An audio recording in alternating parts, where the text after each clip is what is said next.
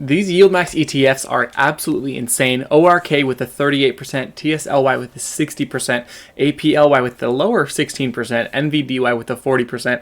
Welcome back, guys. This is how many shares we're going to calculate. Is TSLY legitimately paying this high in dividends? And how much would you need to make $500 a month with just by holding this company, not including the price appreciation? So first things first, we're going to look at what they've been doing. Now, this fund started about 6 months ago in December, and has since then had an interesting kind of a rocky couple of months here. Now they have been paying out some pretty insane dividends that we'll look at. Year to date, they're up 22, almost 23%. And they've actually been on a tear these past couple of weeks, going about up 23%. So looking at their account on YieldMax ETFs, where you can see what TSLY is and does, it's very interesting. It's a covered call ETF, and it just writes calls based off of Tesla stock. So there's some pros and there's some cons to that. Pro, in my opinion, is how Tesla stock's future looks. Super good future, in my opinion. You never really know with the market, but I think Tesla has a really bright future, and I think Elon Musk knows what he's doing when he's running that company. Now, the con of that is if you were just to hold Tesla outright and Tesla goes on a 100% swing, which Tesla has been known to do, you could actually make more money just holding it than you would with just the dividend income. Mostly, not if this yield keeps up, but this yield is super speculative because they've only had 6 months of dividend history. Now, if you look at the yield on this company, they say about 30%. I ran the numbers myself using their dividend history, which we'll look at right here. If you add all of these numbers up and double it, because it's been 6 months, you double that to a full year of dividends paid out, it pays out quite a bit of money. They have it at $4 now. It does end up being a little over $9, which then when you compare that to the current price of $16, it's about 60%. It's a little more than $9 totally added up.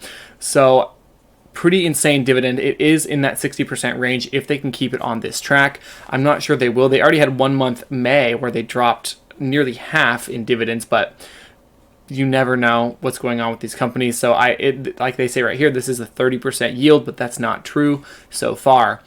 But we're going to go ahead and calculate the dividend. So what I'm doing is their starting principal, 0 monthly contributions. We're basically saying that you put a certain amount of money into TSLY right at the beginning, and you did not add any more. It's not based off price appreciation. The price and fluctuation would change, and of course we're calculating it based off the current yield today, not what the yield will actually be. So you can't hold this and say, oh, it didn't go as far as it was supposed to. That's because the yield could change. This is not including any fluctuation in the dividend yield. So if you started with $5,000, you would actually, let's see. So you would get $3,000 each year in dividends. Now we were trying to calculate as if you wanted $500. So we're going to actually double this and do $10,000, which gets us at $6,000 a year, exactly $500 a month off of a starting principal of $10,000. Now, this is all speculative. Again, this is not financial advice, you guys. This is how it would yield if the yield stayed where it is and the price appreciation stayed the same. That can always change. So this is absolutely insane. Now we look at the price, and it is currently sitting at $16.44. So let's pull up the calculator, and we're going to see exactly how many shares this would get you. $10,000 divided by the 16.44, and you're up with 608 and a half shares, which is a ton of shares, but only not that much principal. Absolutely insane. This reminds me a lot of ticker USOI. It does have a higher yield than USOI, but people kind of mocked USOI for quite a while, and it continued to put out insane dividends. But that is in another video. You guys can go look at that one if you're interested. But I'm super interested in seeing how this thing would do over, let's say, a 10-year span. So we figured out you would need 608 shares to make $500 a month. Now, throwing this into here's their dividend. They have the yield going down as the total amount goes up. So you would start with $6,000 in total dividends. The next year you would have $15,600, and total value would be that $19,000.